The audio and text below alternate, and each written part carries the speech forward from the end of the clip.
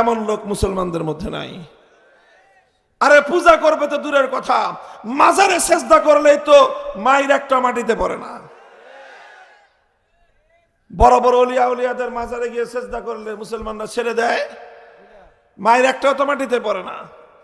যারা সুন্নি বা যাদেরকে বেদাতি বলা হয় তারাও তো বলে যে না আমরা মাজার পূজা করি না, বলে কি বলে না?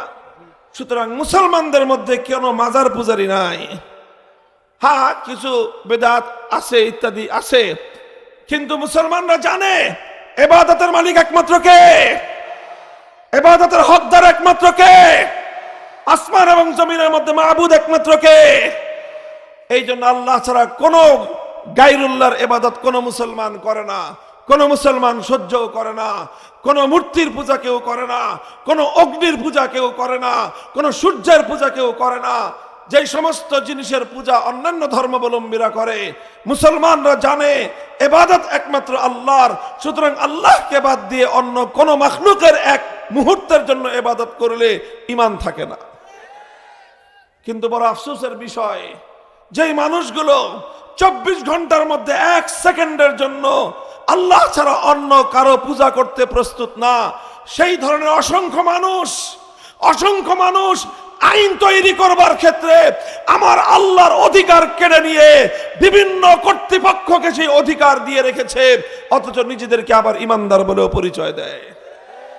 তাগুত বলা হয় যে আল্লাহ পাক রব্বুল আলামিনের জন্য যে নির্ধারিত মর্যাদা রয়েছে, আল্লাহর জন্য নির্ধারিত যে আসন রয়েছে, আল্লাহর জন্য যে নির্ধারিত বৈশিষ্ট্য রয়েছে, আল্লাহর সেই আসনে, আল্লাহর সেই মর্যাদায় যদি আল্লাহ ছাড়া অন্য কাউকে কেউ স্থান দেয় তাহলে তাকেই বলা হয় তাগুত। অর্থাৎ আরো সহজ ভাষায় বলতে গেলে আল্লাহর জায়গায় যদি অন্য কাউকে বসানো হয় তাকেই বলা হয় তাগুত। আপনারা কথা বুঝতেছেন? আমার কথা বুঝলে একটু রিপ্লাই করবেন, প্রতি উত্তর দিবেন, তাহলে বুঝতে পারবো যে আপনারা আমার কথা বুঝতেছেন। এটা ঈমানের খুব গুরুত্বপূর্ণ একটা বিষয়। আপনারা জানেন, যারা আমার আলোচনা শুনে অভ্যস্ত, যে আমি এক ধরনের বিশেষ বিষয়ের উপর বেশি আলোকপাত করে থাকি।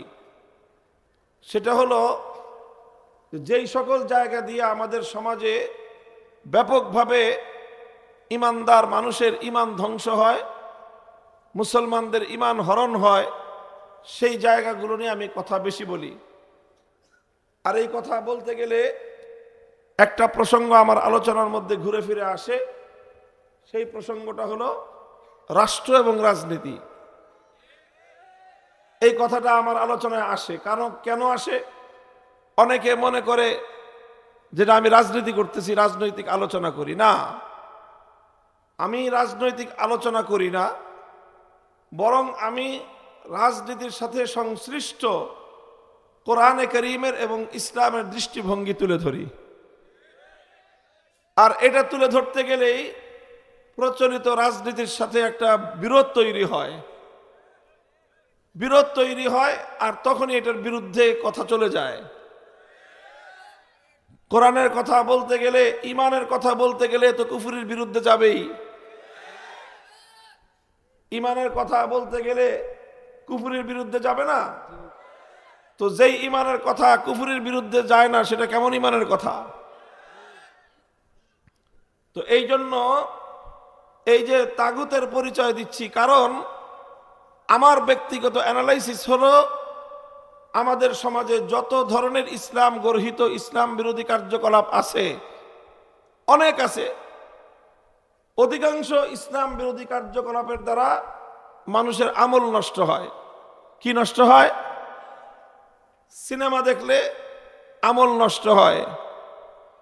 এই যে তারপরে মাদক সেবন করলে আমল নষ্ট হয়, চুরি করলে আমল নষ্ট হয়, ডাকাতি করলে আমল নষ্ট হয়। সমাজে প্রচলিত যেই সকল অন্যায় এবং অপরাধ ব্যাপকভাবে প্রচলিত, এগুলোর দ্বারা মানুষের আমল নষ্ট হয়। আর মানুষের সবচেয়ে বেশি ঈমান নষ্ট হয় আমাদের সমাজের প্রচলিত রাজনীতির দ্বারা। এই জন্য যখনই ঈমানের কথা বলতে যাবেন, তখনই প্রচলিত রাজনীতির কথা আসবেই। সব কথা আসবে না, ওই কথাগুলি আসবে যেই কথাগুলির মাধ্যমে সরল প্রাণ মুসলমানদের ঈমানকে হরণ করা হয়। লক্ষ লক্ষ নয়, কোটি কোটি মুসলমান, কোটি কোটি মুসলমানের ঈমান হরণ করে নিচ্ছে এই কুফরি তাগুতি রাজনীতি। এই জন্য এই সম্পর্কে কথা আসবেই।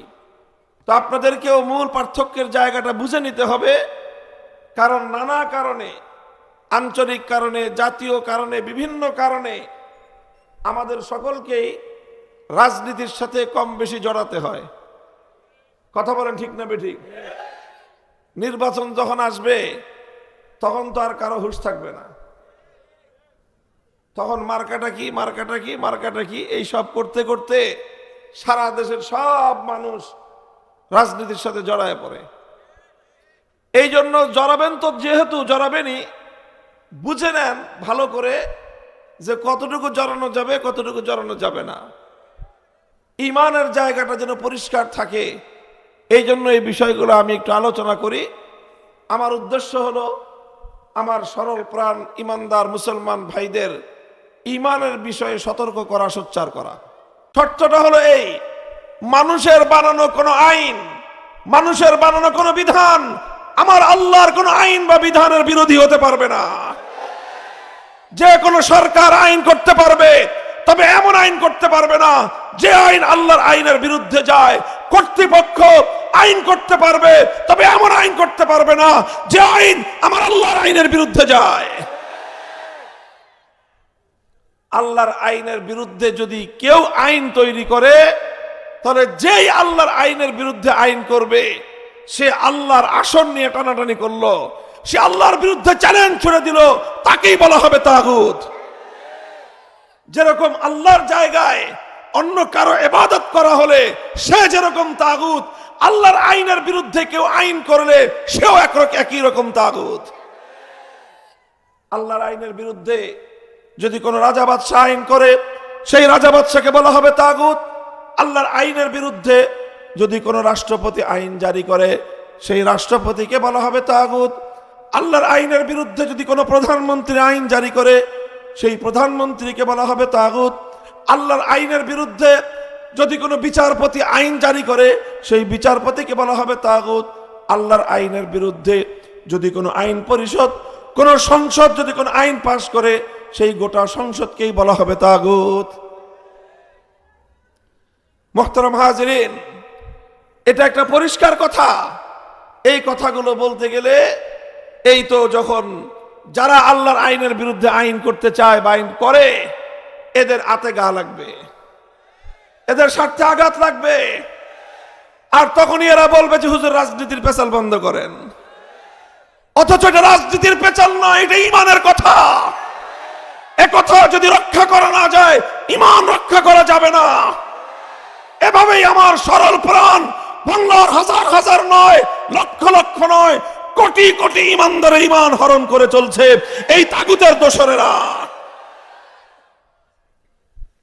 মুহতারাম হাজিরিন, কথাটা পরিষ্কার যে আল্লাহর আইনের বিরুদ্ধে আইন করবার অধিকার দুনিয়ার কোন শক্তির নাই।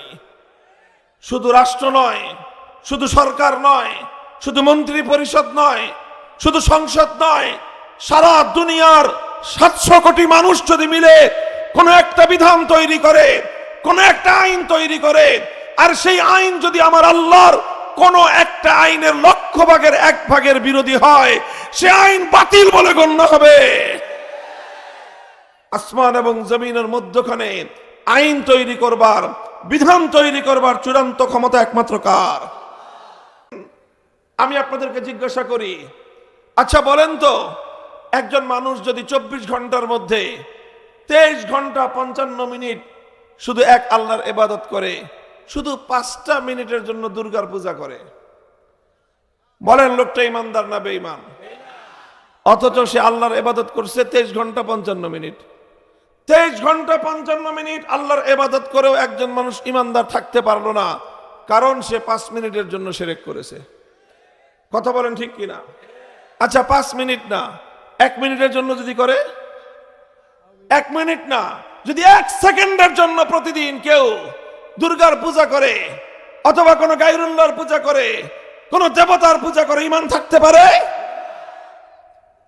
যেমনি ভাবে ইবাদতের মধ্যে আল্লাহর সঙ্গে অন্য কাউকে 1 সেকেন্ডের জন্য কেউ শরীক করলে তার ঈমান থাকে না, ঠিক তদ্রূপ কেউ যদি মনে করে আল্লাহর আইনের বিরুদ্ধে অন্য কেউ আইন তৈরি করতে পারবে, আল্লাহর আইনের বিরুদ্ধে অন্য কেউ, সে যত বড় কর্তৃপক্ষই হোক না কেন, যত বড় সরকার হোক না কেন, যত বড় অথরিটি হোক না কেন, যত বড় রাষ্ট্রই হোক না কেন, যত বেশি মানুষের সংখ্যায় হোক না কেন, সারা দুনিয়ার মানুষ মিলে যদি একটা আইন আল্লাহর আইনের বিরুদ্ধে করতে পারে, এটা কেউ বিশ্বাস করে, সে হাজি হতে পারে, পাজি হতে পারে, গাজী হতে পারে, ইমানদার হতে পারে না। মুহতারাম হাজিরিন, কাজেই ইবাদতের দ্বারা আলহামদুলিল্লাহ আমাদের দেশের মানুষের মধ্যে ইবাদতের শিরক নাই, ইবাদতের শিরক নাই। আপনি এমন একটা মানুষ মুসলমানদের মধ্যে খুঁজে পাবেন না যে 2-4 মিনিটের জন্য দুর্গার পূজা করে। পাবেন? পাবেন? আরে দুর্গা তো পরের কথা, হিন্দুদের দেবতা তো পরের কথা। মুসলমানদের মধ্যে এমন মুসলমানই খুঁজে পাওয়া কঠিন যে মুসলমানদের মধ্যে কোনো পীর বুজুর্গের পূজা করে, এমন লোক মুসলমানদের মধ্যে নাই। যারা তাগুতি আইন দ্বারা মুসলমান জাতিকে শাসন করতে চায়, তারা আমাদেরকে শত্রুপক্ষ বানায়। এই আল্লাহর আইনের পক্ষে কথা বলতে গিয়ে তাগুতি শাসন ব্যবস্থার বিরুদ্ধে কথা বলেছি। এজন্যই তাগুতি শাসন ব্যবস্থার স্বৈরাচারী ফ্যাসিবাদীরা আমাদের জানের শত্রুতে পরিণত হয়েছে। গোটা রাষ্ট্রযন্ত্রকে আমার এবং আমাদের বিরুদ্ধে লেলিয়ে দিয়ে জুলুম, নির্যাতন, স্টিম রোলার পরিচালনা করা হয়েছে আমাদের উপর।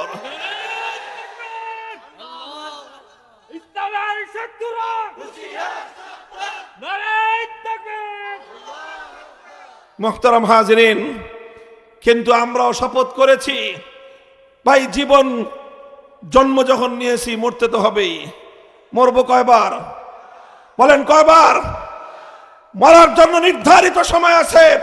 জীবন থাকবে কি থাকবে না, কে নারাজ হলো, কে রাজি হলো, কে বেজার হলো, কে খুশি হলো, এগুলো পরোয়া না করে আল্লাহর জমিনে আল্লাহর কোরআনের আইন বাস্তবায়ন করবার জন্য যা করতে হয় তাই করার জন্য আমরা প্রস্তুত।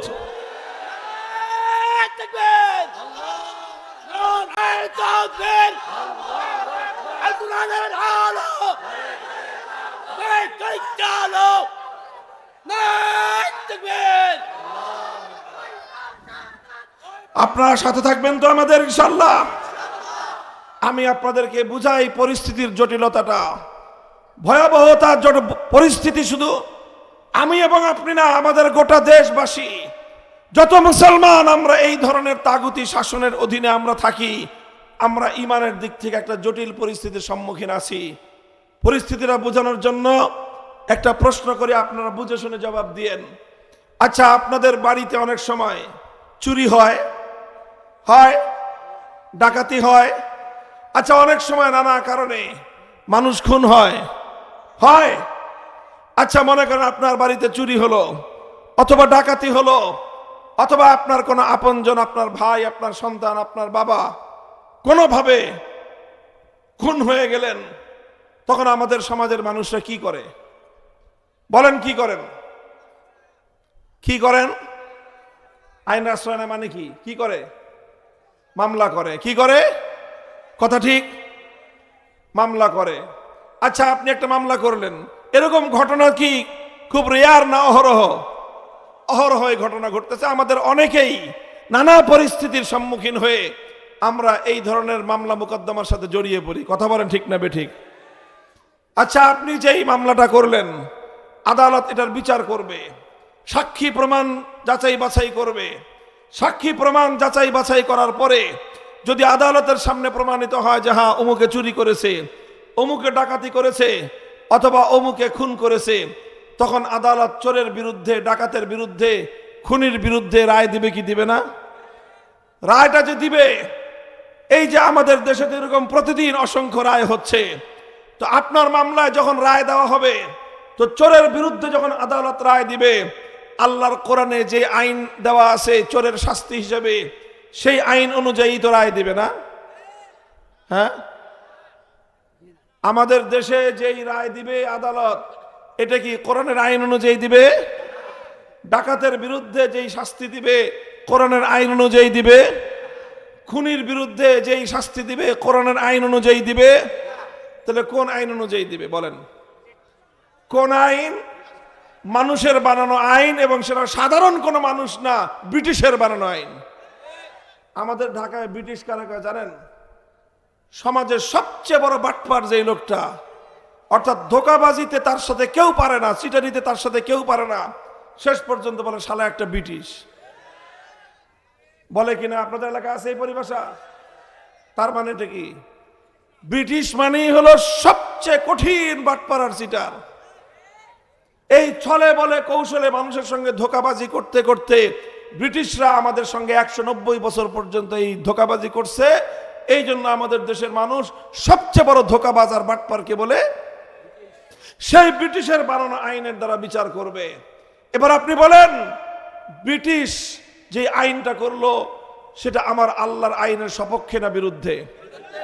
তো আল্লাহর আইনের বিরুদ্ধে যারা আইন করে তাদেরকে কি বলা হয়? তাদেরকে বলা হয় তাগুত। আর কোরআন বলেছে যারা তাগুতের কাছে বিচার চাইতে যায় তারা সব বেঈমান। এবার এই কোরআনের আয়াত অনুযায়ী আমি এবার আপনাদের কাছে প্রশ্ন করি, এই যে আপনি চুরির মামলায় আপনি আদালতের কাছে বিচার চাইতে গেলেন, এই যে ডাকাতির মামলায় আপনি ডাকাতের বিরুদ্ধে যেই তাগুতের কাছে বিচার চাইতে গেলেন, কারণ তারা তো আল্লাহর আইন অনুযায়ী বিচার করবে না, তারা তাগুতের আইনের অনুযায়ী বিচার করবে। তো আপনি তাগুতের আইনের কাছে বিচার চাইতে গেলেন চোরের বিরুদ্ধে, আপনি ডাকাতের বিরুদ্ধে বিচার চাইতে গেলেন তাগুতের আইনের কাছে, আপনি খুনির বিরুদ্ধে বিচার চাইতে গেলেন তাগুতের আইনের কাছে। কোরআনে কারীমের সূরাতুন নিসার 60 নম্বর আয়াতে যে আল্লাহ বললেন যারা তাগুতের কাছে বিচার চাইতে যায় তারা আর কিছু হলে ইমানদার হতে পারে না। এই আয়াতের ঘোষণা অনুযায়ী যারা এই প্রচলিত তাগুতি বিচার ব্যবস্থার কাছে বিচার চাইতে গেল, ঈমান আছে না গেছে? তো ঈমান আছে না গেছে? তো এখন তো আপনারা এই ফতোয়া দিতেছেন যে ঈমান নাই। তো যারা যারা মামলা করছে তারা তো সব তাগুতি আইনের কাছেই মামলা করেছে। এখন তাগুতি আইনের কাছে মামলা করলে কোরআনের ঘোষণা অনুযায়ী তো ঈমান থাকে না। তো ঈমান না থাকলে এখন করবেন কি তাহলে বলেন?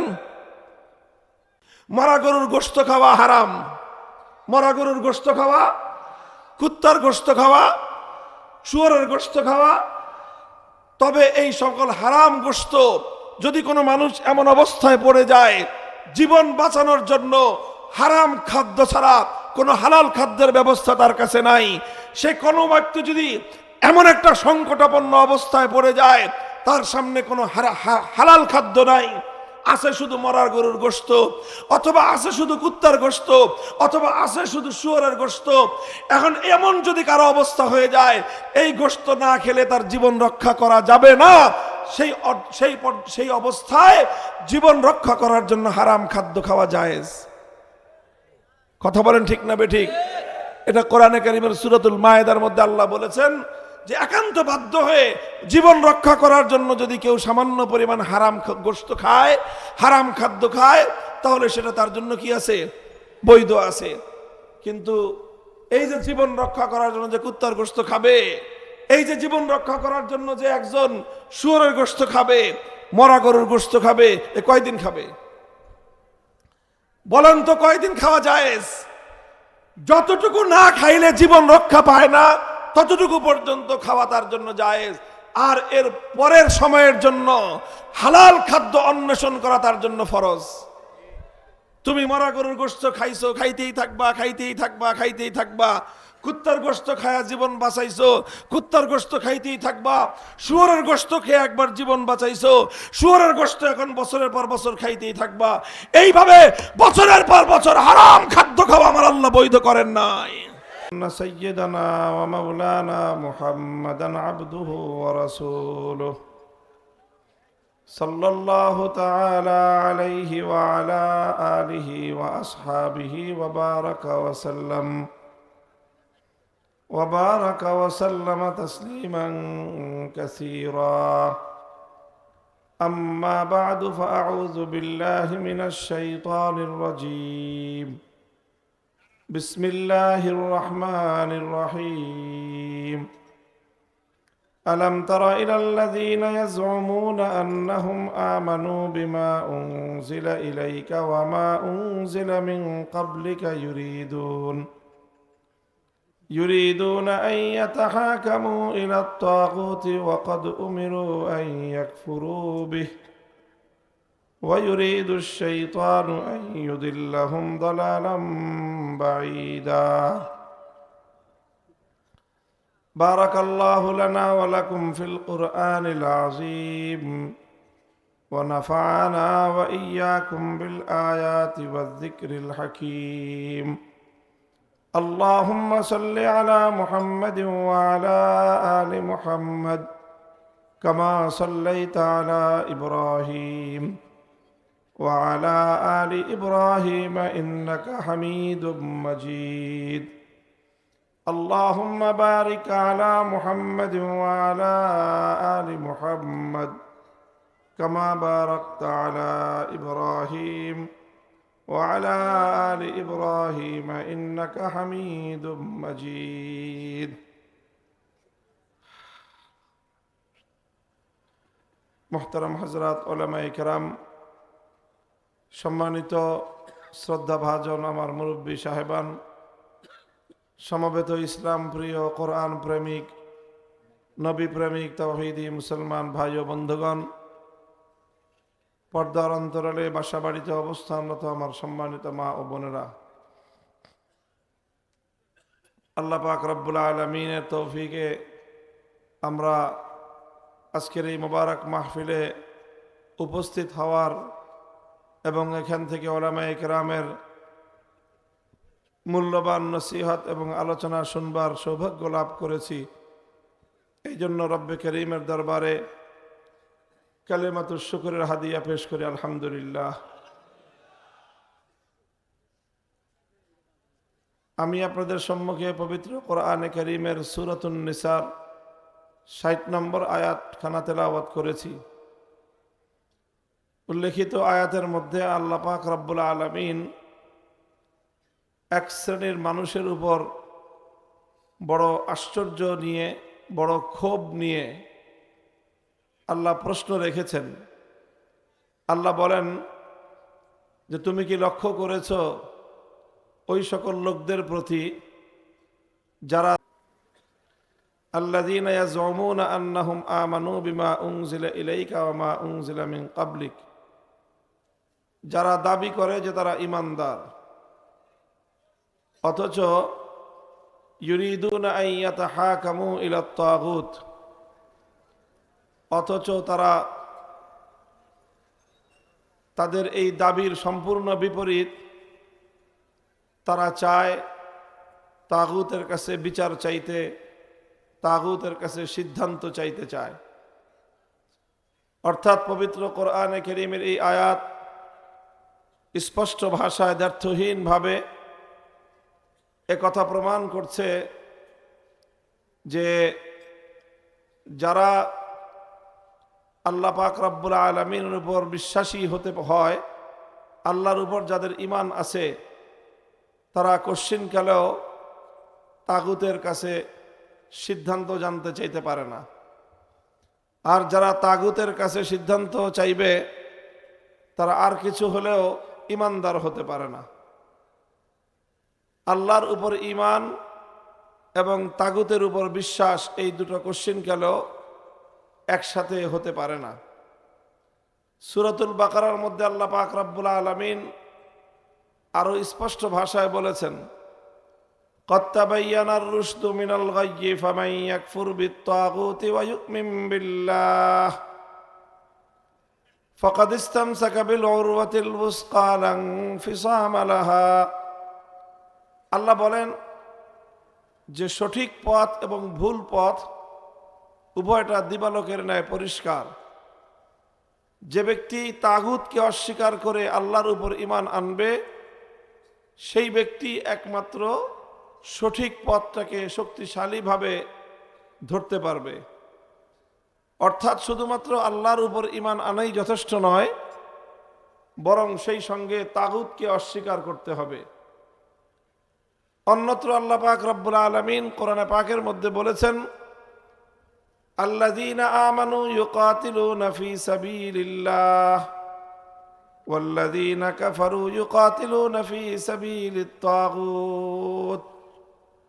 আল্লাহ বলেন, যারা ঈমানদার তারা আল্লাহর পথে লড়াই করে, যারা বেঈমান তারা তাগুতের পথে লড়াই করে।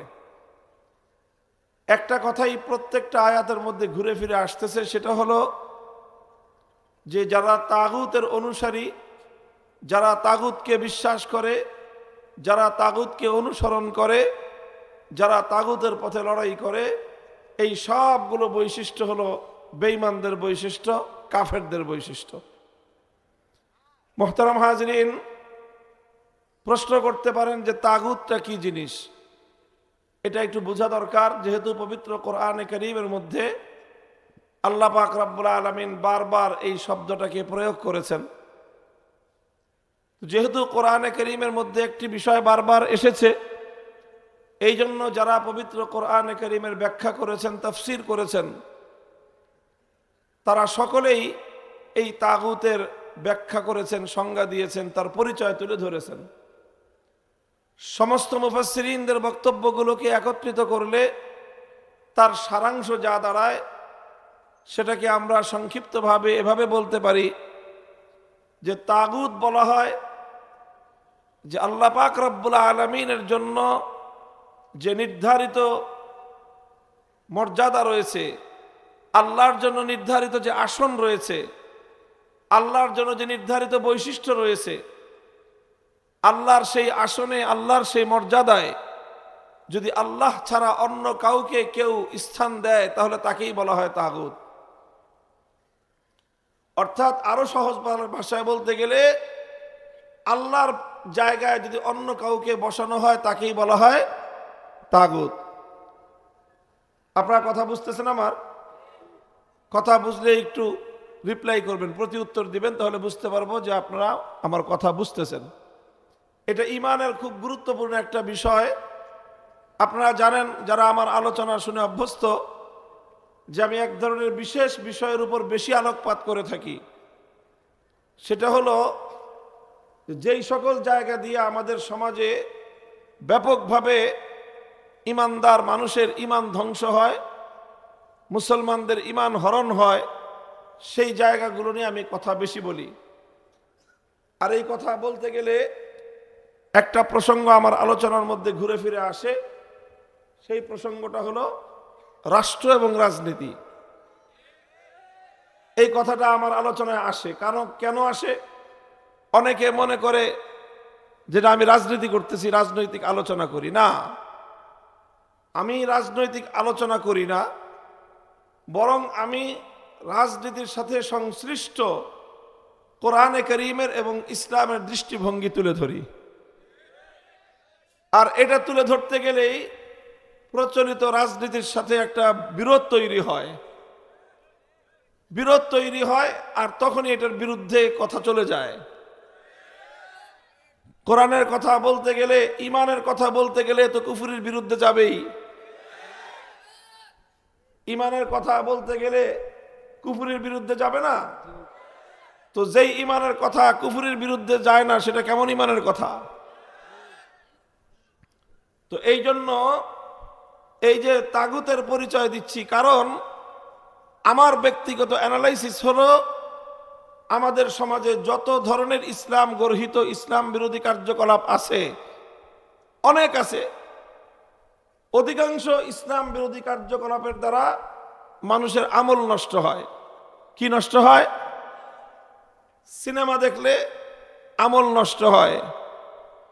এই যে তারপরে মাদক সেবন করলে আমল নষ্ট হয়, চুরি করলে আমল নষ্ট হয়, ডাকাতি করলে আমল নষ্ট হয়। সমাজে প্রচলিত যেই সকল অন্যায় এবং অপরাধ ব্যাপকভাবে প্রচলিত, এগুলোর দ্বারা মানুষের আমল নষ্ট হয়। আর মানুষের সবচেয়ে বেশি ঈমান নষ্ট হয় আমাদের সমাজের প্রচলিত রাজনীতির দ্বারা। এই জন্য যখনই ঈমানের কথা বলতে যাবেন, তখনই প্রচলিত রাজনীতির কথা আসবেই। সব কথা আসবে না, ওই কথাগুলি আসবে যেই কথাগুলির মাধ্যমে সরল প্রাণ মুসলমানদের ঈমানকে হরণ করা হয়। লক্ষ লক্ষ নয়, কোটি কোটি মুসলমান, কোটি কোটি মুসলমানের ঈমান হরণ করে নিচ্ছে এই কুফরি তাগুতি রাজনীতি। এই জন্য এই সম্পর্কে কথা আসবেই।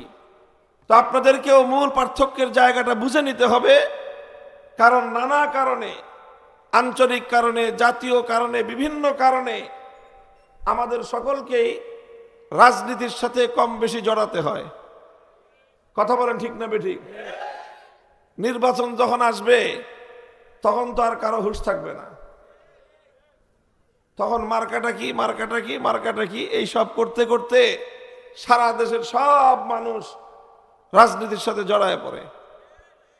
এই জন্য জড়াবেন তো, যেহেতু জড়াবেনই, বুঝে নেন ভালো করে যে কতটুকু জড়ানো যাবে কতটুকু জড়ানো যাবে না। ঈমানের জায়গাটা যেন পরিষ্কার থাকে, এই জন্য এই বিষয়গুলো আমি একটু আলোচনা করি। আমার উদ্দেশ্য হলো আমার সরল প্রাণ ঈমানদার মুসলমান ভাইদের ঈমানের বিষয়ে সতর্ক করা, সোচ্চার করা। এই জন্য বলতেছিলাম, কোরআনে কারীমের মধ্যে যেই তাগুত শব্দটা প্রয়োগ হয়েছে, এই তাগুত শব্দের বিশ্লেষণ, এর পরিচয়, এর ডেফিনেশনটা হলো যে আল্লাহর স্থানে যদি কোনো গায়রুল্লাহকে বসানো হয়, আল্লাহর জায়গায় যদি অন্য কাউকে বসানো হয়, তাকেই বলা হয় তাগুত। কথাটা বোঝা গেল? আমি আরো স্পষ্টভাবে একটা দৃষ্টান্তের মাধ্যমে বোঝাচ্ছি। যেমন ধরেন, ইবাদতের এই মহাবিশ্বের মধ্যে, আসমান এবং জমিনের মধ্যে ইবাদতের উপযুক্ত একমাত্র কে? ইবাদতের উপযুক্ত একমাত্র। এখন ইবাদতের উপযুক্ত যেহেতু একমাত্র আল্লাহ, সুতরাং মাবুদ হলেন একমাত্র কে? আল্লাহ।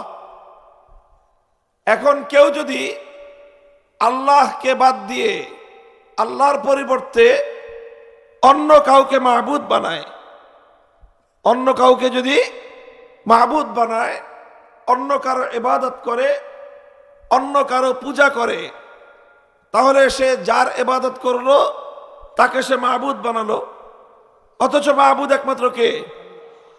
তাহলে যার ইবাদত করা হলো তাকে আল্লাহর জায়গায় বসানো হলো। কথা বলেন?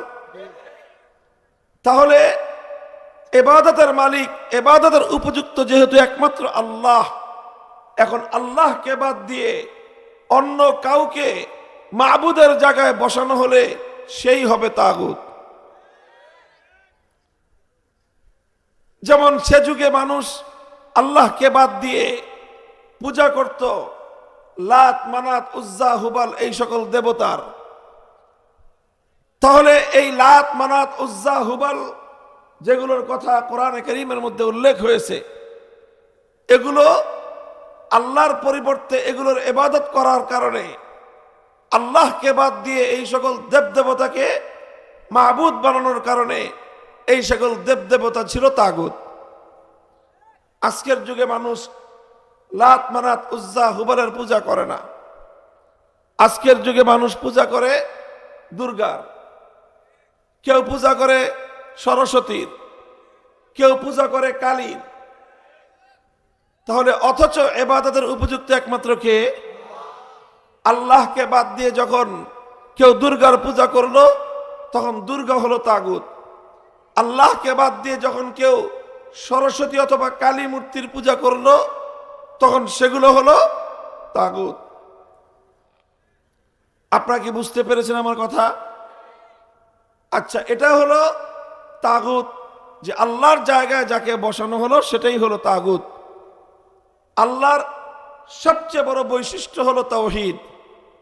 তাওহীদ মানে একত্ববাদ। আল্লাহ এক এবং অদ্বিতীয়, আল্লাহর কোনো শরীক। এই যে ইবাদতের মধ্যে আল্লাহর কোনো শরীক আছে? ইবাদতের মধ্যে আল্লাহর কোনো শরীক আছে? ইবাদত একমাত্র কার হবে? এটাকেই বলা হয় তাওহীদ, এটাকে বলা হয় একত্ববাদ। এই তাওহীদটা হলো তাওহীদ ফিল ইবাদাহ, ইবাদতের মধ্যে আল্লাহর একত্ববাদ, ইবাদতের মধ্যে আল্লাহর একত্ববাদ। তো ইবাদতের মধ্যে আল্লাহর সঙ্গে অন্য কাউকে শরীক করা যাবে না। যদি ইবাদতের মধ্যে আল্লাহর সঙ্গে অন্য কাউকে শরীক করা হয়, যাকেই শরীক করা হবে তার পরিচয় হবে সেই তাগুত। মুহতারাম হাজিরিন, এটা হলো ইবাদতের ক্ষেত্রে কথা। আমার আল্লাহ পাক রব্বুল আলামিনের যেরকম ইবাদতের মধ্যে আল্লাহ এক এবং অদ্বিতীয়, ঠিক এরকম আমার আল্লাহ পাক রব্বুল আলামিনের তাওহীদ এবং আল্লাহ পাকের একত্ববাদের আরো কিছু ক্ষেত্র রয়েছে। তার মধ্যে আরেকটা ক্ষেত্র হলো তাওহীদ ফিল হাকিমিয়াহ। এটাকে বলা হয় তাওহীদ ফিল হাকিমিয়াহ। হাকিমিয়াহ মানে হলো আসমান এবং জমিন সহ কুল কায়নাতের মধ্যে, সমস্ত মখলুকাতের মধ্যে আইন তৈরি করবার, বিধান তৈরি করবার একমাত্র অধিকার কার? ইবাদতের মালিক একমাত্র যেমন কে, ওটাকে বলা হয় তাওহীদ ফিল ইবাদাহ, ইবাদতের তাওহীদ।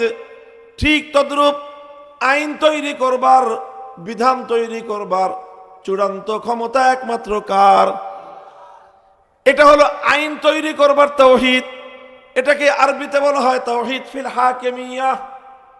ইবাদতের মধ্যে যেরকম আল্লাহর সঙ্গে অন্য কাউকে শরীক করলে একজন মানুষের ঈমান থাকতে পারে না, ঠিক তদ্রূপ আল্লাহ পাক রব্বুল আলামিনের আইন তৈরি করবার, বিধান তৈরি করবার যে একচ্ছত্র ক্ষমতা আছে, ওই ক্ষমতার সঙ্গে অন্য কাউকে শরীক করলেও একজন মানুষের ঈমান থাকতে পারে না। আইন তৈরি করবার চূড়ান্ত ক্ষমতা একমাত্র কার? কেউ প্রশ্ন করতে পারেন, তাহলে মানুষ কি কোনো আইন করতে পারবে না? রাষ্ট্র বা সরকার কি কোনো আইন করতে পারবে না? কোন কর্তৃপক্ষ, কোন কমিটি, তারা কি কোনো আইন করতে পারবে না? কোন আদালত, কোন বিচারক, তারা কি কোনো আইন করতে পারবে না? এই যদি কেউ প্রশ্ন করেন, সেই প্রশ্নের জবাব হলো হ্যাঁ, মানুষ আইন করতে পারবে, সরকার আইন করতে পারবে, রাষ্ট্র আইন করতে পারবে, আদালত আইন করতে পারবে, যে কোনো কর্তৃপক্ষ আইন করতে পারবে। তবে সবাই আইন করতে পারবে একটা শর্তে।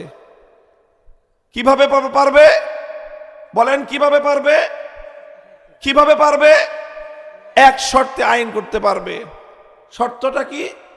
শর্তটা হলো এই, মানুষের বানানো কোনো আইন, মানুষের বানানো কোনো বিধান আমার আল্লাহর কোনো আইন বা বিধানের বিরোধী হতে পারবে না। যে কোনো সরকার আইন করতে পারবে, তবে এমন আইন করতে পারবে না যে আইন আল্লাহর আইনের বিরুদ্ধে যায়। কর্তৃপক্ষ আইন করতে পারবে, তবে এমন আইন করতে পারবে না যে আইন আমার আল্লাহর আইনের বিরুদ্ধে যায়। আল্লাহর আইনের বিরুদ্ধে যদি কেউ আইন তৈরি করে, তাহলে যেই আল্লাহর আইনের বিরুদ্ধে আইন করবে, সে আল্লাহর আসন নিয়ে টানাটানি করলো, সে আল্লাহর বিরুদ্ধে চ্যালেঞ্জ ছুড়ে দিল, তাকেই বলা হবে তাগুত। যেরকম আল্লাহর জায়গায় অন্য কারো ইবাদত করা হলে সে যেরকম তাগুত, আল্লাহর আইনের বিরুদ্ধে কেউ আইন করলে সেও একই রকম তাগুত। আল্লাহর আইনের বিরুদ্ধে যদি কোনো রাজা বাদশাহ আইন করে, সেই রাজা বাদশাকে বলা হবে তাগুত। আল্লাহর আইনের বিরুদ্ধে যদি কোনো রাষ্ট্রপতি আইন জারি করে, সেই রাষ্ট্রপতিকে বলা হবে তাগুত। আল্লাহর আইনের বিরুদ্ধে যদি কোনো প্রধানমন্ত্রী আইন জারি করে, সেই প্রধানমন্ত্রীকে বলা হবে তাগুত। আল্লাহর আইনের বিরুদ্ধে যদি কোনো বিচারপতি আইন জারি করে, সেই বিচারপতিকে বলা হবে তাগুত। আল্লাহর আইনের বিরুদ্ধে যদি কোনো আইন পরিষদ, কোনো সংসদ যদি কোনো আইন পাশ করে, সেই গোটা সংসদকেই বলা হবে তাগুত। মুহতারাম হাজিরিন, এটা একটা পরিষ্কার কথা। এই কথাগুলো বলতে গেলে এই তো যখন যারা আল্লাহর আইনের বিরুদ্ধে আইন করতে চায় বা আইন করে, এদের আতে গা লাগবে, এদের স্বার্থে আঘাত লাগবে। আর তখনই এরা বলবে যে হুজুর রাজনীতির পেছাল বন্ধ করেন। অথচ এটা রাজনীতির পেছাল নয়, এটা ঈমানের কথা। এ কথা যদি রক্ষা করা না যায়, ঈমান রক্ষা করা যাবে না। এভাবেই আমার সরল প্রাণ বাংলার হাজার হাজার নয়, লক্ষ লক্ষ নয়, কোটি কোটি ইমানদারের ইমান হরণ করে চলছে এই তাগুতের দোসরেরা। মুহতারাম হাজিরিন, কথাটা পরিষ্কার যে আল্লাহর আইনের বিরুদ্ধে আইন করবার অধিকার দুনিয়ার কোন শক্তির নাই। শুধু রাষ্ট্র নয়, শুধু সরকার নয়, শুধু মন্ত্রী পরিষদ নয়, শুধু সংসদ নয়, সারা দুনিয়ার 700 কোটি মানুষ যদি মিলে কোন একটা বিধান তৈরি করে, কোন একটা আইন তৈরি করে, আর সেই আইন যদি আমার আল্লাহর কোন একটা আইনের 100%-1 বিরোধী হয়, সে আইন বাতিল বলে গণ্য হবে। আসমান এবং জমিনের মধ্যখানে আইন তৈরি করবার, বিধান তৈরি করবার চূড়ান্ত ক্ষমতা একমাত্র কার? মুহতারাম হাজিরিন, এটা হলো ঈমানের একটা গুরুত্বপূর্ণ জায়গা। কোরআনে কারীমের অসংখ্য আয়াতের মধ্যে আল্লাহ পাক রব্বুল আলামিন আইন এবং বিধান তৈরি করবার ক্ষেত্রে আমার আল্লাহ পাক রব্বুল আলামিনের নিরঙ্কুশ এই ক্ষমতার কথা বলা হয়েছে। মুহতারাম হাজিরিন, আমি আপনাদেরকে জিজ্ঞাসা করি, আচ্ছা বলেন তো, একজন মানুষ যদি 24 ঘন্টার মধ্যে 23 ঘন্টা 55 মিনিট শুধু এক আল্লাহর ইবাদত করে, শুধু 5টা মিনিটের জন্য দুর্গার পূজা করে, বলেন লোকটা ইমানদার না বেঈমান? অথচ সে আল্লাহর ইবাদত করছে 23 ঘন্টা 55 মিনিট। 23 ঘন্টা 55 মিনিট আল্লাহর ইবাদত করেও একজন মানুষ ইমানদার থাকতে পারলো না, কারণ সে 5 মিনিটের জন্য শিরক করেছে। কথা বলেন ঠিক কিনা? আচ্ছা 5 মিনিট না, 1 মিনিটের জন্য যদি করে, 1 মিনিট না, যদি 1 সেকেন্ডের জন্য প্রতিদিন কেউ দুর্গার পূজা করে অথবা কোনো গায়রুল্লাহর পূজা করে, কোনো দেবতার পূজা করে, ঈমান থাকতে পারে? যেমনি ভাবে ইবাদতের মধ্যে আল্লাহর সঙ্গে অন্য কাউকে 1 সেকেন্ডের জন্য কেউ শরীক করলে তার ঈমান থাকে না, ঠিক তদ্রূপ কেউ যদি মনে করে আল্লাহর আইনের বিরুদ্ধে অন্য কেউ আইন তৈরি করতে পারবে, আল্লাহর আইনের বিরুদ্ধে অন্য কেউ, সে যত বড় কর্তৃপক্ষই হোক না কেন, যত বড় সরকার হোক না কেন, যত বড় অথরিটি হোক না কেন, যত বড় রাষ্ট্রই হোক না কেন, যত বেশি মানুষের সংখ্যায় হোক না কেন, সারা দুনিয়ার মানুষ মিলে যদি একটা আইন আল্লাহর আইনের বিরুদ্ধে করতে পারে, এটা কেউ বিশ্বাস করে, সে হাজি হতে পারে, পাজি হতে পারে, গাজী হতে পারে, ইমানদার হতে পারে না। মুহতারাম হাজিরিন, কাজেই ইবাদতের দ্বারা আলহামদুলিল্লাহ আমাদের দেশের মানুষের মধ্যে ইবাদতের শিরক নাই, ইবাদতের শিরক নাই। আপনি এমন একটা মানুষ মুসলমানদের মধ্যে খুঁজে পাবেন না যে 2-4 মিনিটের জন্য দুর্গার পূজা করে। পাবেন? পাবেন? আরে দুর্গা তো পরের কথা, হিন্দুদের দেবতা তো পরের কথা। মুসলমানদের মধ্যে এমন মুসলমানই খুঁজে পাওয়া কঠিন যে মুসলমানদের মধ্যে কোনো পীর বুজুর্গের পূজা করে, এমন লোক মুসলমানদের মধ্যে নাই। আরে পূজা করবে তো দূরের কথা, মাজারে সেজদা করলেই তো মায়ের একটা মাটিতে পড়ে না। বড় বড় ওলিয়া উলিয়াদের মাজারে গিয়ে সেজদা করলে মুসলমানরা ছেড়ে দেয়, মায়ের একটাও তো মাটিতে পড়ে না। যারা সুন্নি বা যাদেরকে বেদাতি বলা হয়, তারাও তো বলে যে আমরা মাজার পূজা করি না, বলে কি বলে না? সুতরাং মুসলমানদের মধ্যে কেন মাজার পূজারি নাই? হ্যাঁ, কিছু বেদাত আছে, ইত্যাদি আছে, কিন্তু মুসলমানরা জানে ইবাদতের মালিক একমাত্র কে, ইবাদতের হকদার একমাত্র কে, আসমান এবং জমিনের মধ্যে মাবুদ একমাত্র কে। এই জন্য আল্লাহ ছাড়া কোন গায়রুল্লাহর ইবাদত কোন মুসলমান করে না, কোন মুসলমান সহ্যও করে না, কোন মূর্তির পূজা কেউ করে না, কোন অগ্নির পূজা কেউ করে না, কোন সূর্যের পূজা কেউ করে না। যে সমস্ত জিনিসের পূজা অন্যান্য ধর্মাবলম্বীরা করে, মুসলমানরা জানে ইবাদত একমাত্র আল্লাহর। সুতরাং আল্লাহকে বাদ দিয়ে অন্য কোন মাখলুকের এক মুহূর্তের জন্য ইবাদত করলে ঈমান থাকে না। কিন্তু বড় আফসোসের বিষয়, যেই মানুষগুলো 24 ঘন্টার মধ্যে 1 সেকেন্ডের জন্য আল্লাহ ছাড়া অন্য কারো পূজা করতে প্রস্তুত না, সেই ধরনের অসংখ্য মানুষ আইন তৈরি করবার ক্ষেত্রে আমার আল্লাহর অধিকার কেড়ে নিয়ে বিভিন্ন কর্তৃপক্ষকে সেই অধিকার দিয়ে রেখেছে, অথচ নিজেদেরকে আবার ইমানদার বলেও পরিচয় দেয়। তাদের অবস্থাটাই আল্লাহ পাক কোরআনে পাকের মধ্যে তুলে ধরেছেন। ইয়াজউমুনা আন্নাহুম আমানু, তারা দাবি করে যে তারা ঈমানদার। আল্লাহর কোরআনের ভাষ্য হলো তারা দাবি করে তারা ঈমানদার, অথচ তারা তাগুতের কাছে বিচার চায়, তারা তাগুতের কাছে ফয়সালা জানতে চায়। কোরআনে কারীমের এই আয়াত দ্ব্যর্থহীন ভাবে কথা প্রমাণ করতেছে যে যারা তাগুতের কাছে, অর্থাৎ আল্লাহ ছাড়া অন্য কোনো আইনের কাছে, অন্য কারো আইনের কাছে যারা বিচার চায়, ফয়সালা জানতে চায়, সিদ্ধান্ত জানতে চায়, তারা ইমানদার বলে দাবি করলেও আল্লাহর কোরআনের ভাষায় আমার আল্লাহর নিকট তারা কোশ্চিনকালেও ইমানদার হতে পারে না। মুহতারাম হাজিরিন, কথা দীর্ঘ বলবার সুযোগ নাই। মুসলমানদের মধ্যে অভিশাপ ছিল না। মুসলিম জাতি যারা আল্লাহর একত্ববাদে বিশ্বাসী, যারা তাওহীদে বিশ্বাসী, তারা কোনোদিন এটা কল্পনা করতে পারত না যে আল্লাহর আইনের বিরুদ্ধে কোনো মানুষ আইন করতে পারে। এই ধরনের কল্পনা মুসলমানদের মধ্যে ছিল না। মুসলমানরা চিন্তাই করতে পারত না যে মানুষ হয়ে আল্লাহর আসমানের নিচে, আল্লাহর জমিনের উপর বিচরণ করে, আল্লাহর বাতাস থেকে অক্সিজেন গ্রহণ করে, আল্লাহর পানি দিয়ে তৃষ্ণা নিবারণ করে, আল্লাহর নিয়ামতের মধ্যে ডুবন্ত থেকে কোনো মানুষ আল্লাহর আইনের বিরুদ্ধে আইন করতে পারে, এটা মুসলমানরা কল্পনা করতে পারত না। এইভাবে 600 বছর পর্যন্ত মুসলমানদের মধ্যে কোশ্চিনকালেও এমন কোনো অভিশপ্ত ধারা দেখা যায় নাই যে কোনো ব্যক্তি আল্লাহর আইনের বিরুদ্ধে কোনো আইন করেছে। 7ম শতাব্দীতে সর্বপ্রথম মুসলিম জাতির উপর একটা আক্রমণ পরিচালিত হয়, মুসলমানদের উপর একটা আগ্রাসন চালায় হলো তাতারিরা। এই মঙ্গোলীয় সম্প্রদায় তাতারিরা মুসলমানদের উপর হামলা চালায়, মুসলমানদের দেশগুলোকে তারা ধ্বংসস্তূপে পরিণত করে একদিনে শুধুমাত্র মুসলমানদের বাগদাদের মধ্যে 10,000 মুসলমানকে ওরা শহীদ করে হত্যা করে।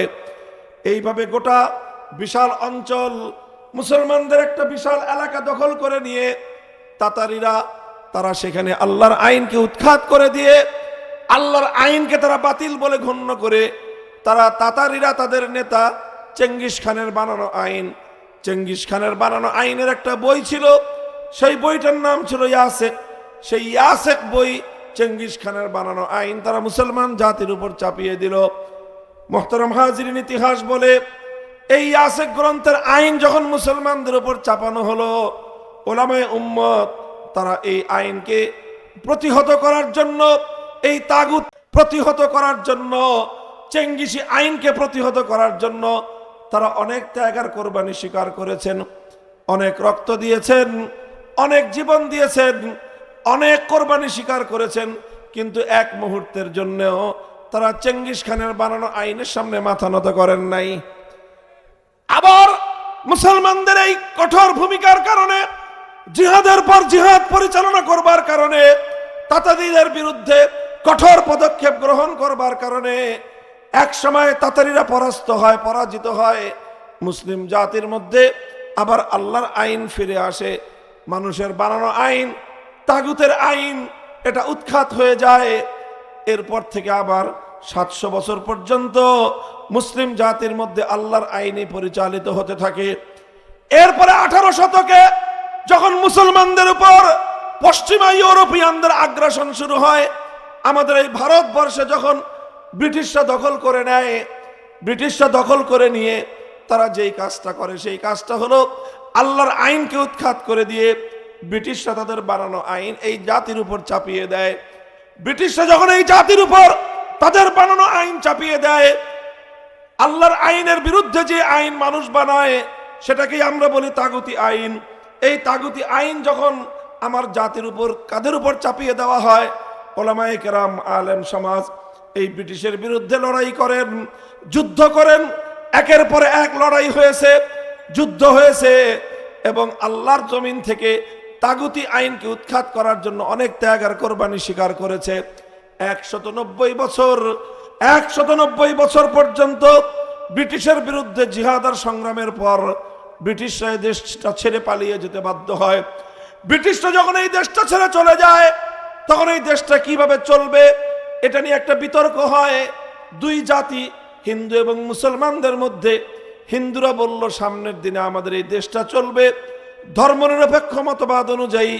মুসলমানরা, অধিকাংশ মুসলমানরা বললেন যে না, আমাদের দেশ আমরা স্বাধীন করেছি, জিহাদ করেছি, রক্ত দিয়েছি, জীবন দিয়েছি, ধর্মনিরপেক্ষ কুফরি মতবাদ অনুযায়ী দেশ চালানোর জন্য নয়। আমরা এই দেশটাকে স্বাধীন করেছি একমাত্র আল্লাহর আইন অনুযায়ী আমাদের দেশটাকে শাসন করার জন্য। শেষ পর্যন্ত হিন্দু মুসলমানরা তারা বিতর্কে এবং বিভক্ত হয়ে পড়লে দেশটাকে ভাগ করা হয়। হিন্দুদেরকে বড় ভাগটা দিয়ে ওদেরকে ধর্মনিরপেক্ষ মতবাদ পরিচালনা করবার জন্য দেশ দেওয়া হয়। মুসলমানরা যে এলাকাগুলোতে সংখ্যাগরিষ্ঠ ছিল সেই এলাকাগুলোতে মুসলমানদের জন্য আলাদা স্বাধীন আবাসভূমি করা হয়। একটাই মাত্র উদ্দেশ্য ছিল, মানুষের বানানো আইন, ব্রিটিশের বানানো আইন উৎখাত করে সেখানে আল্লাহর কোরআনের আইন বাস্তবায়ন করা হবে। এইভাবে 1947 সালে দেশ দুভাগ হয়। এক ভাগ হিন্দুদের শাসিত এলাকা, আর এক ভাগ মুসলমানদের শাসিত এলাকা। মুসলমানদের শাসিত এলাকায় অঙ্গীকার ছিল, জাতির সঙ্গে ওয়াদা করা হয়েছিল, শপথ করা হয়েছিল, কমিটমেন্ট করা হয়েছিল, মুসলমানদের শাসিত এলাকায় আইন চলবে আল্লাহর, সংবিধান হবে আল কোরআনের। কিন্তু দুর্ভাগ্য এবং পরিতাপের বিষয়, 1947 সাল থেকে আজ 2024 সাল পর্যন্ত 78 বছরের সময় অতিক্রান্ত হয়ে গিয়েছে। 24 বছর পর্যন্ত পশ্চিম পাকিস্তানি স্বৈর শাসকরা, আর 71-এর পর থেকে 24 সাল পর্যন্ত 54 বছর আমার বাংলাদেশের শাসকরা, তারা জাতির সঙ্গে কৃত সেই অঙ্গীকার, ইমানের সঙ্গে কৃত অঙ্গীকার, আল্লাহর সঙ্গে তাদের কৃত অঙ্গীকার, মুসলিম জাতির সঙ্গে অঙ্গীকার কেউ রক্ষা করে নাই। সবাই ওয়াদার বরখেলাফ করেছে, অঙ্গীকার ভঙ্গ করেছে। আর এই অঙ্গীকার ভঙ্গ হওয়ার কারণে এবং তাগুতি আইনের দ্বারা দেশ শাসিত হওয়ার কারণে এই দেশে আমরা যারা বসবাস করতেছি কেউ পরিপূর্ণ ঈমান নিয়ে এদেশে বসবাস করবার সুযোগ নাই। বলবেন কিভাবে সুযোগ নাই? আপনারা কি আর কিছুক্ষণ কথা শুনবার ধৈর্য আছে? তাহলে একটা প্রশ্ন করি আমি আপনাদের কাছে। দেখেন আমাদের পরিস্থিতিটা কতটা জটিল অবস্থায় আমরা আছি। ঈমানের দিক থেকে এই কথাগুলো কেউ আলোচনা করে না সমাজে। এই ধরনের কিছু কথা আমি আলোচনা করি, আমার মতো আরো কেউ কেউ হয়তো আলোচনা করেন। এই জন্য যারা সমাজে তাগুতি আইন বাস্তবায়ন করতে চায় আমরা তাদের চক্ষের শুল হয়ে যাই। যারা তাগুতি আইন দ্বারা মুসলমান জাতিকে শাসন করতে চায় তারা আমাদেরকে শত্রুপক্ষ বানায়। এই আল্লাহর আইনের পক্ষে কথা বলতে গিয়ে তাগুতি শাসন ব্যবস্থার বিরুদ্ধে কথা বলেছি। এজন্যই তাগুতি শাসন ব্যবস্থার স্বৈরাচারী ফ্যাসিবাদীরা আমাদের জানের শত্রুতে পরিণত হয়েছে। গোটা রাষ্ট্রযন্ত্রকে আমার এবং আমাদের বিরুদ্ধে লেলিয়ে দিয়ে জুলুম, নির্যাতন, স্টিম রোলার পরিচালনা করা হয়েছে আমাদের উপর।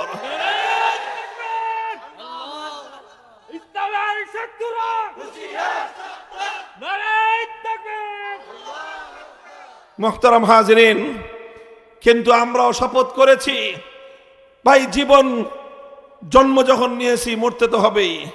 মরবো কয়বার? বলেন কয়বার? মরার জন্য নির্ধারিত সময় আছে। জীবন থাকবে কি থাকবে না, কে নারাজ হলো, কে রাজি হলো, কে বেজার হলো, কে খুশি হলো, এগুলো পরোয়া না করে আল্লাহর জমিনে আল্লাহর কোরআনের আইন বাস্তবায়ন করবার জন্য যা করতে হয় তাই করার জন্য আমরা প্রস্তুত।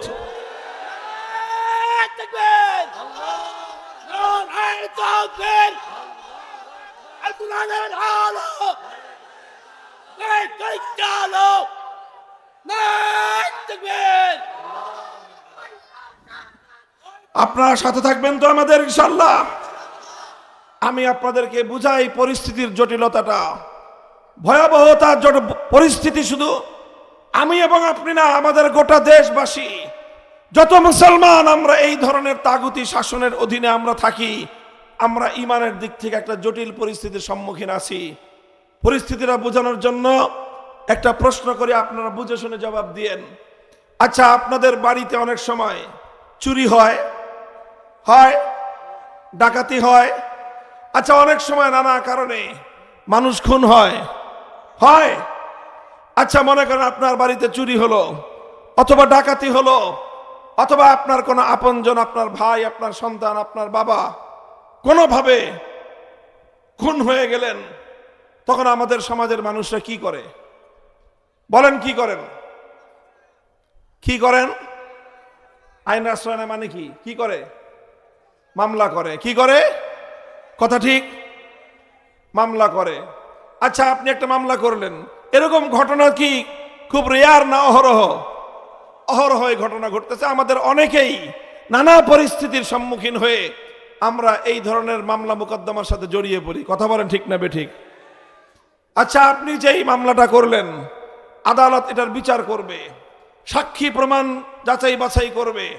সাক্ষী প্রমাণ যাচাই বাছাই করার পরে যদি আদালতের সামনে প্রমাণিত হয় যে হ্যাঁ, অমুকে চুরি করেছে, অমুকে ডাকাতি করেছে, অথবা অমুকে খুন করেছে, তখন আদালত চোরের বিরুদ্ধে, ডাকাতের বিরুদ্ধে, খুনির বিরুদ্ধে রায় দিবে কি দিবে না?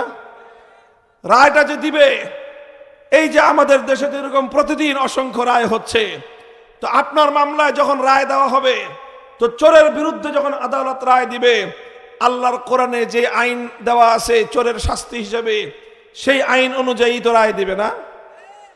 হ্যাঁ, আমাদের দেশে যেই রায় দিবে আদালত, এটা কি কোরআনের আইন অনুযায়ী দিবে? ডাকাতের বিরুদ্ধে যেই শাস্তি দিবে কোরআনের আইন অনুযায়ী দিবে? খুনির বিরুদ্ধে যেই শাস্তি দিবে কোরআনের আইন অনুযায়ী দিবে? তাহলে কোন আইন অনুযায়ী দিবে বলেন? কোন আইন? মানুষের বানানো আইন, এবং সেটা সাধারণ কোনো মানুষ না, ব্রিটিশের বানানো আইন। আমাদের ঢাকায় ব্রিটিশ কারা কয় জানেন? সমাজের সবচেয়ে বড় বাটপার যেই লোকটা, অর্থাৎ ধোঁকাবাজিতে তার সাথে কেউ পারে না, চিটারিতে তার সাথে কেউ পারে না, শেষ পর্যন্ত বলে শালা একটা ব্রিটিশ। বলে কিনা? আপনাদের এলাকা আছে এই পরিভাষা? তার মানে এটা কি? ব্রিটিশ মানেই হলো সবচেয়ে কঠিন বাটপার আর চিটার। এই ছলে বলে কৌশলে মানুষের সঙ্গে ধোঁকাবাজি করতে করতে ব্রিটিশরা আমাদের সঙ্গে 190 বছর পর্যন্ত এই ধোঁকাবাজি করছে। এই জন্য আমাদের দেশের মানুষ সবচেয়ে বড় ধোঁকাবাজ আর বাটপারকে বলে সেই ব্রিটিশের বানানো আইনের দ্বারা বিচার করবে। এবার আপনি বলেন, ব্রিটিশ যে আইনটা করলো সেটা আমার আল্লাহর আইনের সপক্ষে না বিরুদ্ধে? তো আল্লাহর আইনের বিরুদ্ধে যারা আইন করে তাদেরকে কি বলা হয়? তাদেরকে বলা হয় তাগুত। আর কোরআন বলেছে যারা তাগুতের কাছে বিচার চাইতে যায় তারা সব বেঈমান। এবার এই কোরআনের আয়াত অনুযায়ী আমি এবার আপনাদের কাছে প্রশ্ন করি, এই যে আপনি চুরির মামলায় আপনি আদালতের কাছে বিচার চাইতে গেলেন, এই যে ডাকাতির মামলায় আপনি ডাকাতের বিরুদ্ধে যেই তাগুতের কাছে বিচার চাইতে গেলেন, কারণ তারা তো আল্লাহর আইন অনুযায়ী বিচার করবে না, তারা তাগুতের আইনের অনুযায়ী বিচার করবে। তো আপনি তাগুতের আইনের কাছে বিচার চাইতে গেলেন চোরের বিরুদ্ধে, আপনি ডাকাতের বিরুদ্ধে বিচার চাইতে গেলেন তাগুতের আইনের কাছে, আপনি খুনির বিরুদ্ধে বিচার চাইতে গেলেন তাগুতের আইনের কাছে। কোরআনে কারীমের সূরাতুন নিসার 60 নম্বর আয়াতে যে আল্লাহ বললেন, যারা তাগুতের কাছে বিচার চাইতে যায় তারা আর কিছু হলে ইমানদার হতে পারে না। এই আয়াতের ঘোষণা অনুযায়ী যারা এই প্রচলিত তাগুতি বিচার ব্যবস্থার কাছে বিচার চাইতে গেল, ঈমান আছে না গেছে? তো ঈমান আছে না গেছে? তো এখন তো আপনারা এই ফতোয়া দিতেছেন যে ঈমান নাই। তো যারা যারা মামলা করছে তারা তো সব তাগুতি আইনের কাছেই মামলা করেছে। এখন তাগুতি আইনের কাছে মামলা করলে কোরআনের ঘোষণা অনুযায়ী তো ঈমান থাকে না। তো ঈমান না থাকলে এখন করবেন কি তাহলে বলেন? উপায় কি? এখন কি মামলা না করে থাকবেন? চোর চুরি করে চলে যাক, মামলা করব না, কারণ মামলা করতে গেলে ঈমান থাকে না। এখন দেখেন সমস্যা কি, যদি আপনি চোরকে কিছু বলতে কিছু না বলেন, চুরি বাড়তে থাকবে। মামলা করতে গেলে ঈমান যায়, মামলা না করলে সম্পদ যায়। ডাকাতির বিরুদ্ধে মামলা করলে ঈমান যায়, মামলা না করলে ডাকাতি হয়। খুনির বিরুদ্ধে মামলা করলে ঈমান যায়, মামলা না করলে মানুষের জান যায়। সমস্যা কি সমস্যা না? বলেন সমস্যা কি সমস্যা না? ভাই, যারা তাগুতি আইনের কাছে বিচার চাইতে গেছে কোরআনের ফয়সালা অনুযায়ী তাদের ঈমান নাই, এবং আসলেই সেই অনুযায়ী আমাদের দেশের অধিকাংশ মানুষের ঈমান থাকার কথা না। তবে একটা কারণে ঈমানটা পরিপূর্ণ না গিয়ে এখনো ঝুলন্ত আছে, ঝুলে আছে বুঝেন, ঝুলে রয়েছে আর কি। একটা কারণে যায় না ঈমান। কি কারণে? সেই কারণটা হলো যে আমরা কেউ স্বেচ্ছায় তাগুতের আইনের কাছে বিচার চাইতে যাই না, আমরা যাই বাধ্য হয়ে। কথা বলেন ঠিক না বেঠিক? যদি এখানে আল্লাহর আইনের দ্বারা যদি বিচারের ব্যবস্থা থাকতো, আমরা কেউ তাগুতি আইনের কাছে বিচার চাইতে যাইতাম? আল্লাহর আইন অনুযায়ী যদি বিচার পাওয়ার ব্যবস্থা থাকতো, তাগুতি আইনের কাছে কোনো মুসলমান বিচার চাইতে যাইতো? তো মুসলমান তাগুতি আইনের কাছে বিচার চাইতে যায় কেন? খুশিতে না বাধ্য হয়ে? বাধ্য হয়ে যেহেতু যায়, এই জন্য ইমান যায় নাই, ইমানটা এখনো ঝুলে আছে। কিন্তু কথা হলো, ইমান এইভাবে ঝুলে থাকবে কয় বছর? ইমানটা এইভাবে ঝুলে থাকবে কয় বছর? কোরআনে কারীমের সূরাতুল মায়েদার মধ্যে আল্লাহ পাক রব্বুল আলামিন বলেছেন, হুররিমাত আলাইকুমুল মাইতাতু ওয়াদ-দামু ওয়া লাহমুল খিনজিরি ওয়া মা উহিল্লা বিহি লিগাইরিল্লাহ ফামান ইসতুররা গায়রা বাগিন ওয়ালা আদিন ফালা ইসমা আলাইহি ইন্নাল্লাহা গফুরুর রহিম। মরা গরুর গোশত খাওয়া হারাম। মরা গরুর গোশত খাওয়া, কুত্তার গোশত খাওয়া, শুয়োরের গোশত খাওয়া। তবে এই সকল হারাম গোশত যদি কোনো মানুষ এমন অবস্থায় পড়ে যায়, জীবন বাঁচানোর জন্য হারাম খাদ্য ছাড়া কোনো হালাল খাদ্যের ব্যবস্থা তার কাছে নাই, সে কোনো ব্যক্তি যদি এমন একটা সংকটাপন্ন অবস্থায় পড়ে যায়, তার সামনে কোনো হালাল খাদ্য নাই, আছে শুধু মরার গরুর গোশত, অথবা আছে শুধু কুত্তার গোশত, অথবা আছে শুধু শুয়োরের গোশত। এখন এমন যদি কারো অবস্থা হয়ে যায়, এই গোশত না খেলে তার জীবন রক্ষা করা যাবে না, সেই অবস্থায় জীবন রক্ষা করার জন্য হারাম খাদ্য খাওয়া জায়েজ। কথা বলেন ঠিক না বেঠিক? এটা কোরআনে কারীমের সূরাতুল মায়েদার মধ্যে আল্লাহ বলেছেন যে একান্ত বাধ্য হয়ে জীবন রক্ষা করার জন্য যদি কেউ সামান্য পরিমাণ হারাম গোশত খায়, হারাম খাদ্য খায়, তাহলে সেটা তার জন্য কি আছে? বৈধ আছে। কিন্তু এই যে জীবন রক্ষা করার জন্য যে কুত্তার গোশত খাবে, এই যে জীবন রক্ষা করার জন্য যে একজন শুয়োরের গোশত খাবে, মরা গরুর গোশত খাবে, এ কয়দিন খাবে? বলেন তো কয়দিন খাওয়া জায়েজ? যতটুকু না খাইলে জীবন রক্ষা পায় না, ততটুকু পর্যন্ত খাওয়া তার জন্য জায়েজ। আর এর পরের সময়ের জন্য হালাল খাদ্য অন্বেষণ করা তার জন্য ফরজ। তুমি মরা গরুর গোশত খাইছো, খাইতেই থাকবা, খাইতেই থাকবা, খাইতেই থাকবা। কুত্তার গোশত খায়া জীবন বাঁচাইছো, কুত্তার গোশত খাইতেই থাকবা। শুয়োরের গোশত খেয়ে একবার জীবন বাঁচাইছো, শুয়োরের গোশত এখন বছরের পর বছর খাইতেই থাকবা। এইভাবে বছরের পর বছর হারাম খাদ্য খাওয়া আমার আল্লাহ বৈধ করেন নাই, বরং হালাল খাদ্য সন্ধান করা, হালাল খাদ্য অন্বেষণ করাকে আল্লাহ পাক ফরজ করে দিয়েছেন। হালাল খাদ্যের যদি কোনোভাবে ব্যবস্থা না করা যায়, সেই ক্ষেত্রে সামান্য পরিমাণ হারাম খাদ্য গ্রহণ করার বৈধতা আল্লাহ দিয়েছেন। আচ্ছা, আমি আপনাদেরকে বলি, শুয়োরের গোশত খাওয়া, এটা খাইলে আমল নষ্ট হয়। কি হয়? হারাম খাবার খাইলে আমল নষ্ট হয়।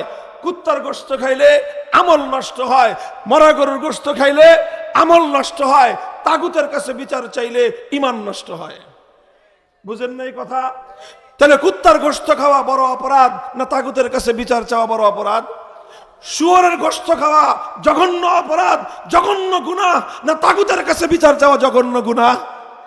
তাগুতের কাছে বিচার চাওয়া 1000 বার শুয়োরের গোশত খাওয়ার চেয়ে জঘন্য গুনাহ। সেই শুয়োরের গোশত যদি কেউ জীবনে বাধ্য হয়ে খান, তাও তো কেউ একবারের বেশি 2 বার কেউ খাইতে রাজি না। কথা বলেন ঠিক না বেঠিক?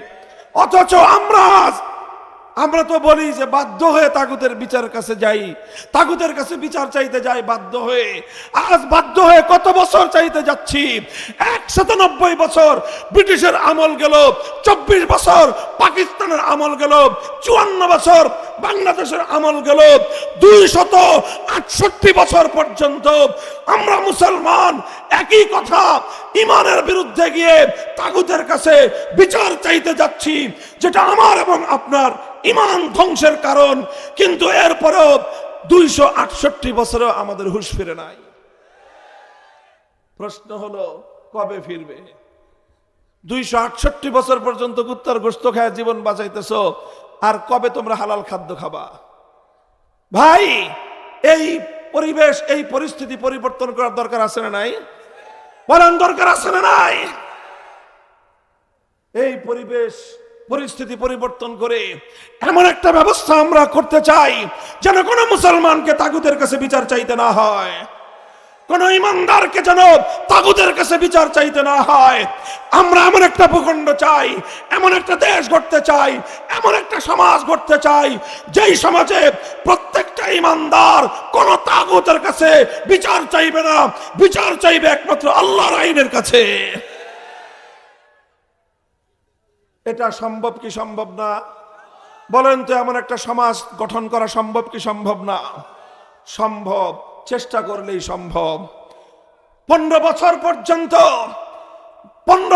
পর্যন্ত একটা বৃহৎ রাষ্ট্র 3 দিক থেকে আমার বাংলাদেশের মানুষকে জিম্মি করে রেখেছিল, আর সেই দেশের একটা কৃতদাসী,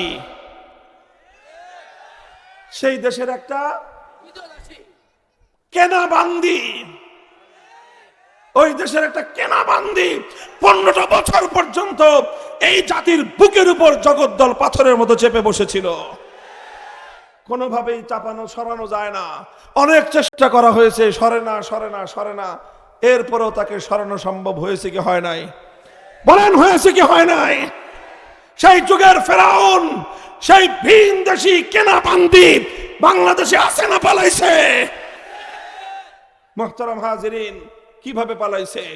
দোস্ত, কিছু মানুষ যখন তৈরি হয়েছে, কথা বলেন ঠিক না বেঠিক, বড় কোন রাজনৈতিক দলের প্রয়োজন হয় নাই, বড় কোন নেতার ঘোষণার প্রয়োজন হয় নাই। অল্প কিছু যুবক, তরুণ, ছাত্র জনতা আবাবিলের মতো সাহস নিয়ে, হিম্মত নিয়ে মাঠে নেমেছিল, বিপ্লবের জন্য, অভ্যুত্থানের জন্য জীবন দিতে প্রস্তুত হয়েছে।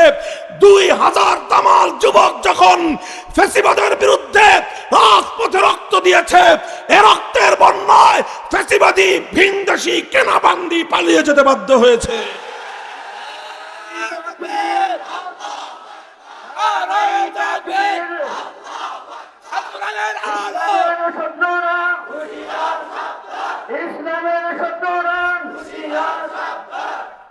ভাই, এভাবে 2000 দামাল সন্তানের রক্তের উপর দিয়ে যদি একটা ফ্যাসিবাদকে হটানো যায়, এভাবে যদি আমরা প্রস্তুত হই, এ মাটি যদি বিপ্লবের জন্য উর্বর হয়ে ওঠে, আর মুসলমানরা যদি আল্লাহর কোরআনের শাসন ব্যবস্থা কায়েম করবার জন্য বিপ্লব করতে প্রস্তুত হয়, আল্লাহর কসম খেয়ে বলি, 2000 নয়, প্রয়োজনে 20,000 নয়, প্রয়োজনে 2 লক্ষ তাজা প্রাণ শহীদ ঈদগাহে যদি জামায়াত হতে পারে, বাংলার মাটিতে তাগুতি শাসন উৎখাত হয়ে আল কোরআনের রাজ কায়েম হবে।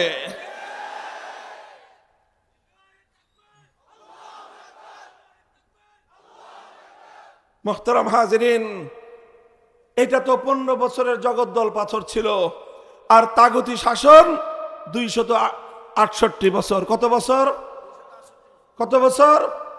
268 বছরের এই পাথর বুকের উপর চেপে বসে আছে। এটাই ফ্যাসিবাদী স্বৈরাচারীর চেয়ে আরো অনেক বড় বোঝা, অনেক বড় অন্যায়, অনেক বড় জুলুম। এটা কুফর, এটা তাগুতি শাসন ব্যবস্থা। কোন মুসলমান এক মুহূর্তের জন্য হাসি মুখে এই তাগুতি ব্যবস্থাকে মেনে নিতে পারে না। কাজে আসুন, আমি আপনাদেরকে আহ্বান জানাই, আপনারা প্রস্তুত হন। ইনশাআল্লাহ সারা পৃথিবীর রং পরিবর্তন হওয়া শুরু হয়েছে।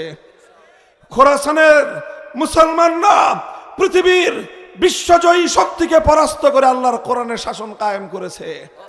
সিরিয়ার মুসলমানরা 53 বছরের বাপ বেটা বাশার আল আসাদ, হাফিজ আল আসাদ, এই 2 স্বৈরাচারীকে উৎখাত করে সিরিয়ার মাটিতে আল্লাহর কোরআনের রাজ কায়েম করেছে। দামেস্কের শুভ্র সাদা মিনার মুসলমানদের হাতে করায়ত্ত হয়ে গিয়েছে, যেই মিনারে আসমান থেকে ঈসা আলাইহিস সালাম নেমে আসবেন। সারা দুনিয়ায় মুসলমানরা জেগে উঠছে। প্রশ্ন হলো, বাংলার মুসলমানরা ঘুমিয়েই থাকবে না জেগে উঠবে? আলামত দেখা যাচ্ছে, লক্ষণ দেখা যাচ্ছে। স্কুল, কলেজ, ইউনিভার্সিটি সব জায়গাগুলোর ইয়াং জেনারেশন, তরুণরা এখন তাওহীদি চেতনায় বিশ্বাসী হয়ে উঠছে। তারা এখন আল্লাহর জন্য, আল্লাহর দ্বীনের বিজয় দেখতে চায়। বাংলার মানুষও সোচ্চার এবং সচেতন হয়ে উঠতেছে। আমরা সকলে মিলে যদি চেষ্টা করি, ইনশাআল্লাহ আগামীর বাংলাদেশ হবে ইসলামের বাংলাদেশ। কথা বলেন ঠিক না বেঠিক? মুহতারাম হাজিরিন, তবে এটা শুধুমাত্র বক্তৃতা দিয়ে হবে না, শুধু স্লোগান দিয়েও হবে না। এটার জন্য আমাদের সকলকে পরিশ্রম করতে হবে, দাওয়াতি কাজ করতে হবে, দাওয়াতি মেহনত করতে হবে, ঘাম ঝরানো মেহনত করতে হবে। মানুষকে বুঝাতে হবে যে আর কতদিন ব্রিটিশের গোলামি করবা। আমরা বলি, মুখে বলি স্বাধীন স্বাধীন স্বাধীন, 16ই ডিসেম্বর স্বাধীনতা দিবস পালন করি, বিজয় দিবস পালন করি, কিন্তু আসলে একটা মানচিত্র আর একটা পতাকা ছাড়া আমরা আর কোনো স্বাধীনতা পাই নাই। গোটা দেশ প্রশাসন চলে এখনো ব্রিটিশের আইন অনুযায়ী, বিচার ব্যবস্থা চলে ব্রিটিশের আইন অনুযায়ী, শিক্ষা ব্যবস্থা চলে ব্রিটিশের আইন অনুযায়ী। কাজেই দেশ স্বাধীন হয়েছে, জাতি স্বাধীন হয় নাই। পতাকা স্বাধীন হয়েছে, আমরা জাতি হিসেবে এখনো স্বাধীন হই নাই। কাজে একটা স্বাধীন জাতি প্রতিষ্ঠা করবার জন্য আমরা সকলে মেহনত করতে প্রস্তুত। প্রথমে ঘাম ঝরানো মেহনত করতে হবে, এরপরে অশ্রু, চোখের অশ্রু দিয়ে আল্লাহর সাহায্য চাইতে হবে। ঘাম আর অশ্রু দিয়ে যখন আমরা মেহনত করব, আল্লাহর কাছে সাহায্য চাইব, তখন এক সময় এই জমিন বিপ্লবের জন্য উপযুক্ত হয়ে উঠবে। আর যখন বিপ্লবের জন্য উপযুক্ত হবে, তখন আর শুধু ঘাম আর অশ্রু দিয়ে কাজ হবে না, তখন সেই উর্বর মাটিতে বুকের তাজা রক্ত, শাহাদাতের রক্ত দিতে হবে। শহীদ আবু সাঈদদের মতো, মীর মুগ্ধদের মতো অন্যায়ের বিরুদ্ধে, তাগুতের বিরুদ্ধে প্রয়োজনে মাথায় কাফনের কাপড় বেঁধে শহীদি ঈদগাহে আল কোরআনের রাজ গড়বার জন্য কারা কারা হাজির হবেন? আল্লাহর কাছে হাত তুলে শপথ করেন।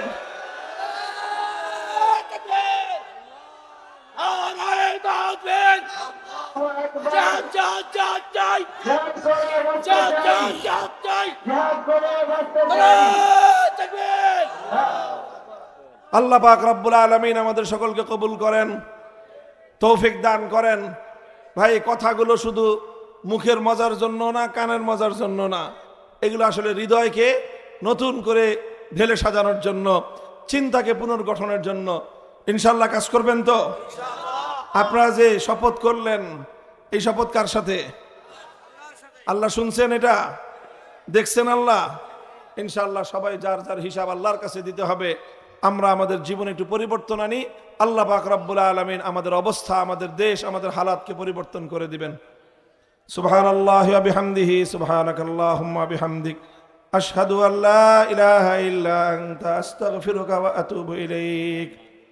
আল্লাহুম্মা সাল্লি আলা মুহাম্মাদিন ওয়া আলা আলি মুহাম্মাদ কামা সাল্লাইতা আলা ইব্রাহিম ওয়া আলা আলি ইব্রাহিম ইন্নাকা হামিদুম মাজিদ। ইয়া হাইয়্যু ইয়া কাইয়্যুম أصلح لنا شأننا كله ولا تكلنا إلى أنفسنا طرفة عين. اللهم إنا نسألك فعل الخيرات وترك المنكرات وحب المساكين. إله العالمين رب العالمين, রাত গভীর পর্যন্ত আমরা এখানে হাজার হাজার মানুষ আল্লাহ আপনার দ্বীনের কথাগুলো আলোচনা করেছি। দেশ বরেণ্য উলামায়ে কেরাম বিভিন্ন বিষয়ে মানুষকে নির্দেশনা দিয়েছেন। আল্লাহ আজকের এই মারকাজুল উলুম ইসলামিয়া মাদ্রাসা সৈয়দুল